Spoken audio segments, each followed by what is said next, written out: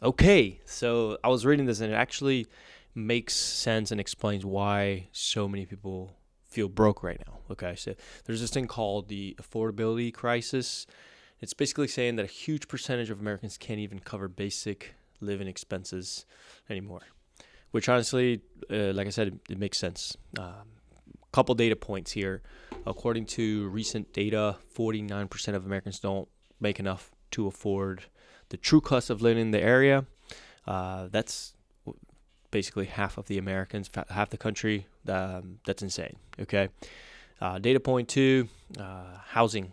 The housing angle, one of the biggest drivers since 2017.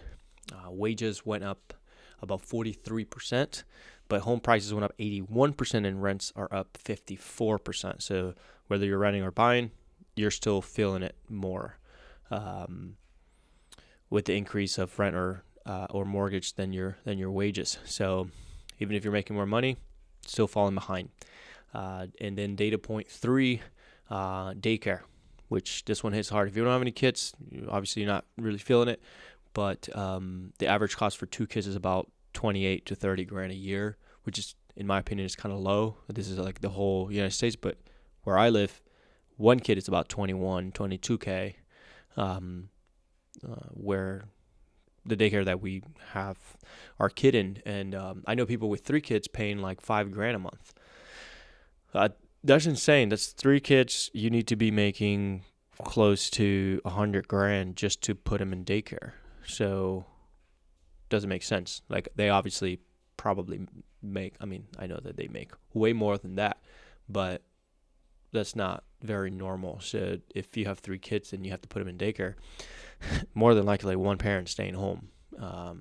Whether it's a mom or dad, it doesn't matter. But uh, it would just make sense.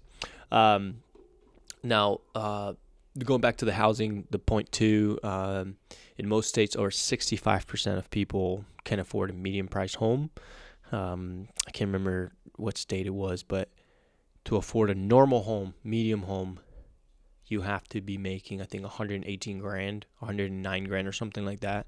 But the average wage is about 80 or something. So it's like, what do? You have to rent or buy in another area, maybe commute more. So there's no time. I was talking to somebody the other day. It's like there's no time. Like if you work a 9 to 5, but you work an hour away, how do you do it? Like how do you take care of yourself? For example, how do you go to the gym? Like I know that you could wake up earlier and everything. Like hey, grind it, whatever. But it's like, is that real? Is that really life? I don't I don't think so. So something needs to change. This is why people feel stuck, and it's not you personally being bad with money. It's just everything is just more expensive. Housing, daycare, food, insurance, um, but this is where I think people mess up and they keep playing the same game. You don't. I think people want to earn more, which is also it's fine, but instead of earning more, you need to like out strategize the whole system, and then the only real way that I know how to do it is through house hacking. I'm sure there's other ways, because the three biggest expensive, like I keep mentioning in this channel, is housing, transportation, and food. Food, you can eat more at home, cook more, you can save some money, but how much are you really saving? Maybe $500 to $1,000 a month. I don't know, somewhere around along those. I mean, unless you're eating out like crazy restaurants every day, and then that's another problem. But transportation is like maybe not having as much of a payment for a brand new car. But again, how much are you saving? Maybe 500 to 1,000 per car, if that. So the biggest leverage, in my opinion, is housing, and it's through house hacking. Now, I keep preaching house hacking and like buying something and renting something out. I understand how you need to have that skill.